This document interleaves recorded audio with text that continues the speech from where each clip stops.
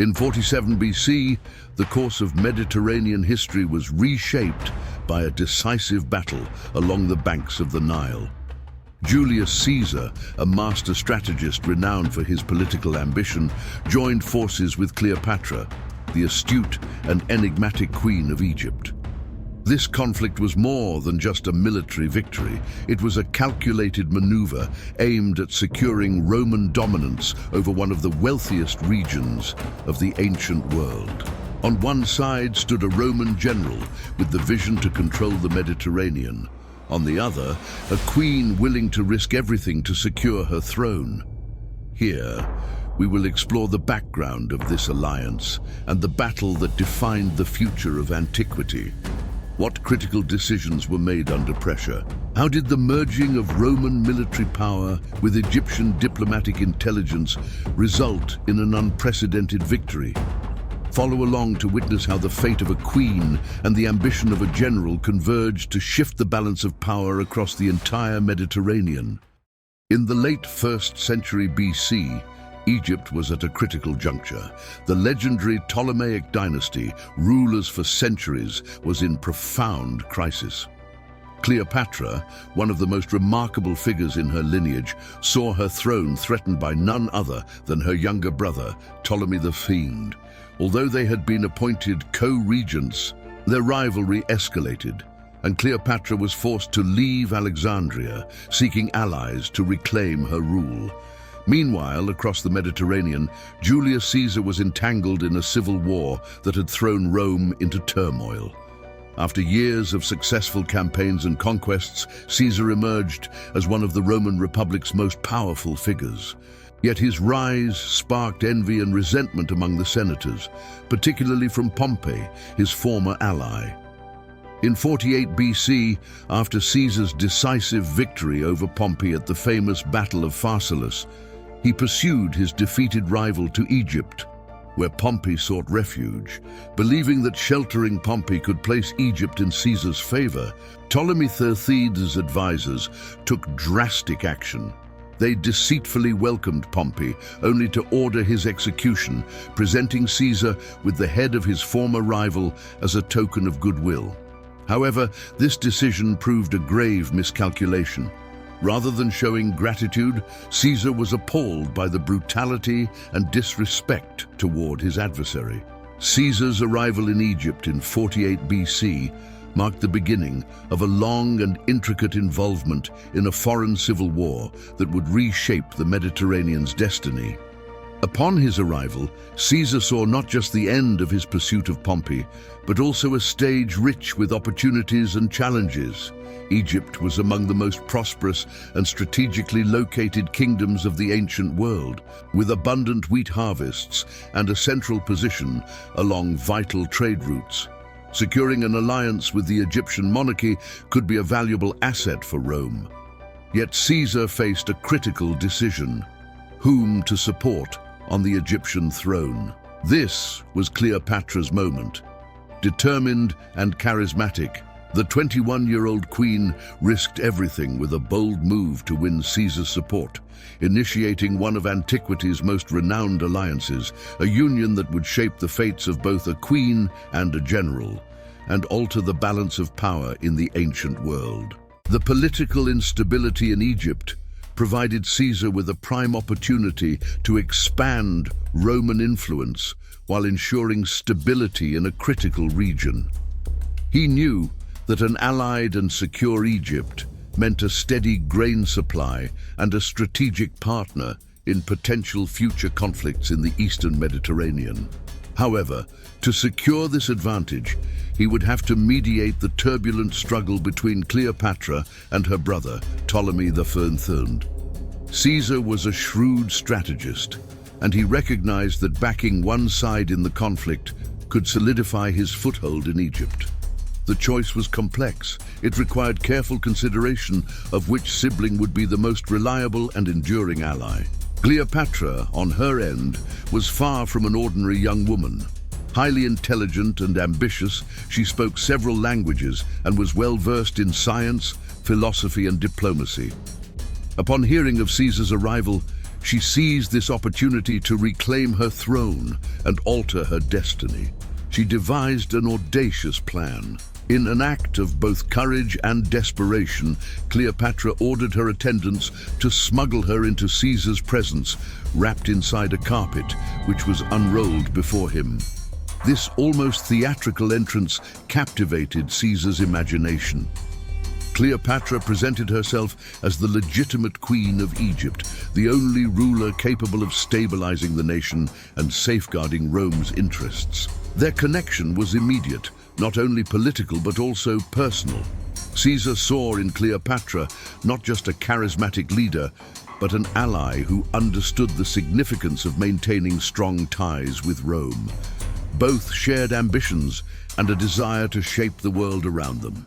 Caesar, a seasoned general and one of Rome's most powerful men, and Cleopatra, a fearless and astute young queen, quickly formed an alliance that would reshape Egypt and extend Rome's influence. To Caesar, Cleopatra was more than a deposed queen. She represented an opportunity to consolidate Roman control over one of the richest and most strategically located regions in the ancient world. With the alliance forged, Caesar offered Cleopatra military support to help her reclaim her position as Egypt's rightful ruler.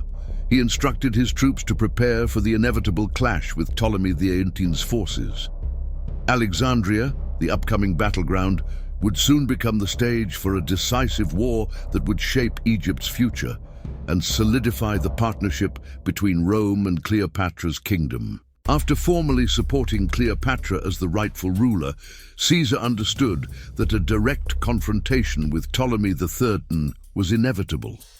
Alexandria, Egypt's capital, and one of the richest, most strategically vital cities of the Mediterranean, became the epicenter of operations.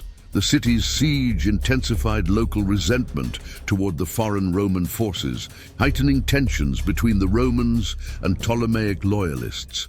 Ptolemy XIII's forces, commanded by skilled advisors and experienced military leaders, were substantial in number.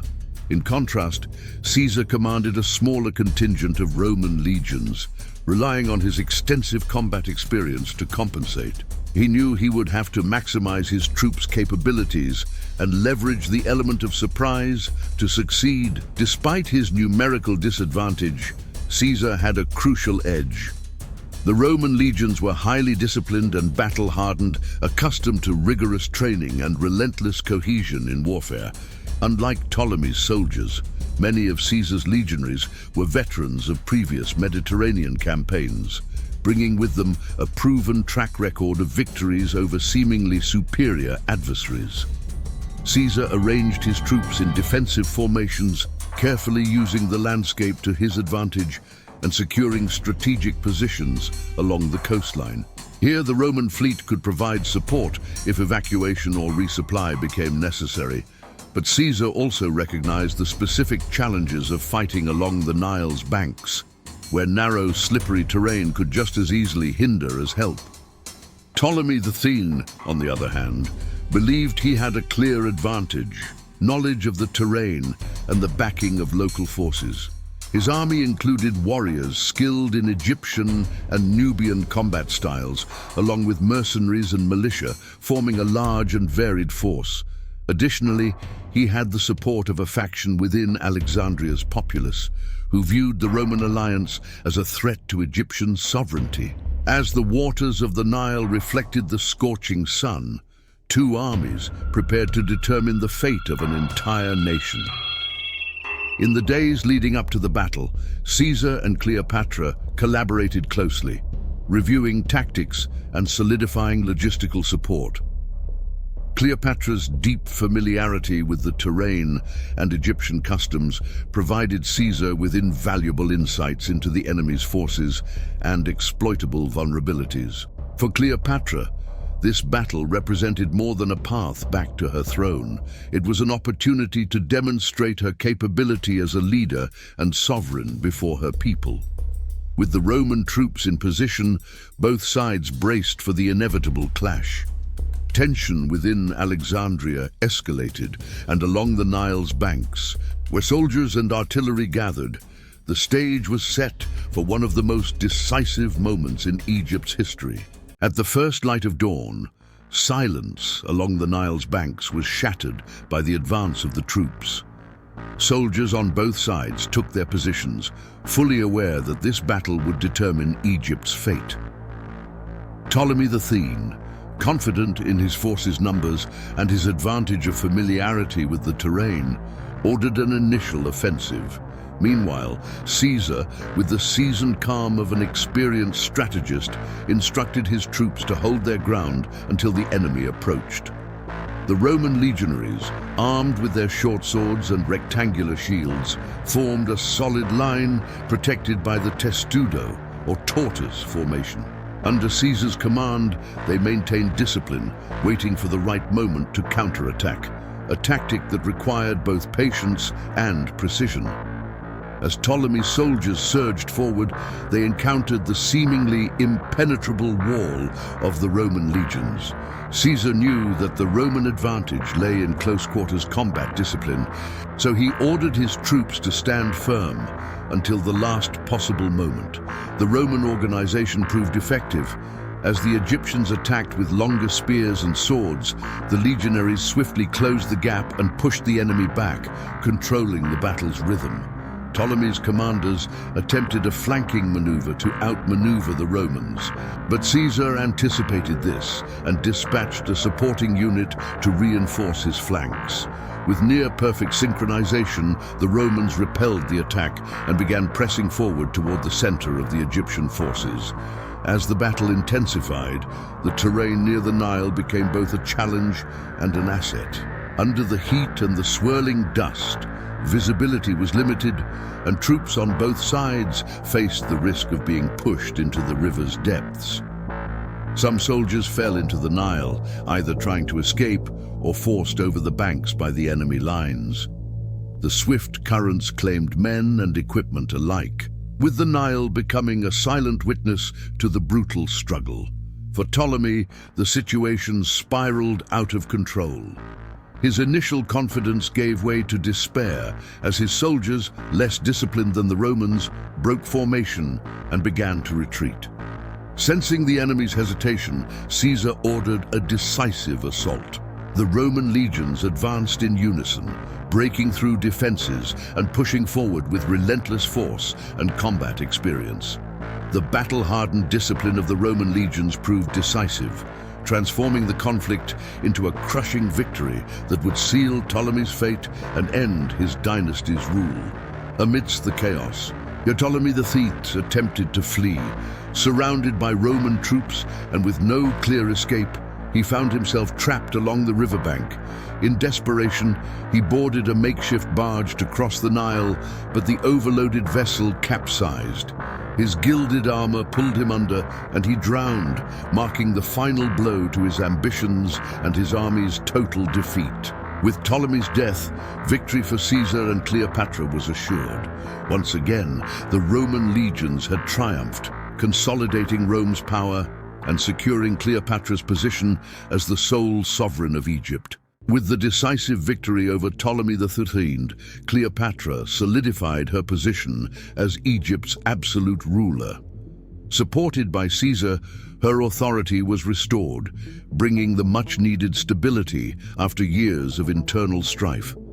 Cleopatra seized this moment to reinforce her rule, restructuring the kingdom's administration and centralizing power. Egypt, with its vast agricultural resources crucial to Mediterranean trade, became even more valuable to Rome.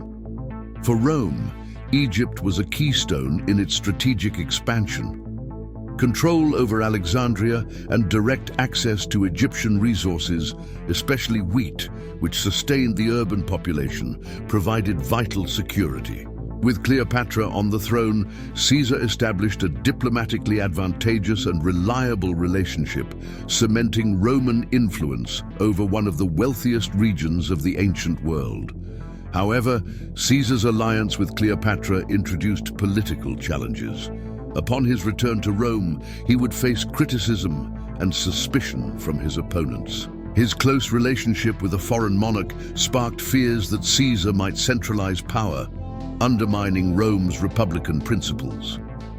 While Cleopatra's influence over Egyptian affairs was widely accepted, rumors of her sway over Caesar's strategic decisions stirred anxieties among Rome's elite. This tension between Caesar's ambitions and the traditional republican values would lay the foundation for growing unrest in Rome. Moreover, Caesar's extended presence in Alexandria facilitated a significant cultural exchange. Though the Romans were known for their pragmatic and militaristic culture, Egypt represented a land rich in science, religion, and the arts, a civilization respected for its ancient traditions. The exchange between Rome and Egypt extended beyond military victories. It introduced new ideas, administrative practices, and even architectural influences. Cleopatra, a queen well-versed in Roman values and strategies, symbolically bridged these two civilizations, ushering in a new era of cooperation and dominance. Caesar's victory at the Battle of the Nile in 47 BC was more than a military conquest. It marked the beginning of Rome's direct influence over the Eastern Mediterranean. Egypt, long an autonomous and traditional powerhouse, became increasingly integrated into Rome's political and economic framework, with Caesar and Cleopatra jointly shaping this new phase. For Caesar, strategic control over Egypt was essential. Besides securing a steady grain supply, a critical resource for Rome's urban populations, his alliance with Cleopatra offered the Roman Republic unprecedented regional influence.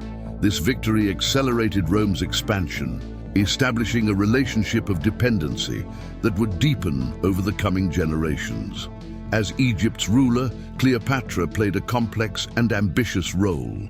Not only did she secure her throne with Rome's help, but she also managed to maintain a unique form of regional sovereignty that preserved Egypt's identity. Her reign embodied a modern policy of adaptation, where her alliance with Rome was not a form of submission, but a calculated strategy to preserve Egypt's power and relevance on the international stage. Cleopatra's adept use of personal influence and diplomacy to solidify her alliance with Rome showcased her intelligence and negotiating prowess. She understood that her survival depended on her ability to balance competing interests and present Egypt as a strategic ally. Her skill in navigating between independence and collaboration with Rome marked a new era of diplomacy between East and West. The Battle of the Nile also symbolizes the fusion of two of antiquity's greatest cultures. Rome, with its military discipline and pragmatic governance, encountered in Egypt a wealth of cultural knowledge, including advanced mathematics, medicine, and architecture. Caesar's victory paved the way for deeper cultural exchange with Cleopatra, a ruler educated in both Greek and Egyptian traditions, serving as the central figure in this transition. This union of political, military, and cultural forces left a legacy that echoed for centuries. Roman dominance in the Eastern Mediterranean, fortified by this alliance, enabled Rome to absorb aspects of Egyptian culture, enriching its own development and solidifying the empire's role as a hub of knowledge and exchange.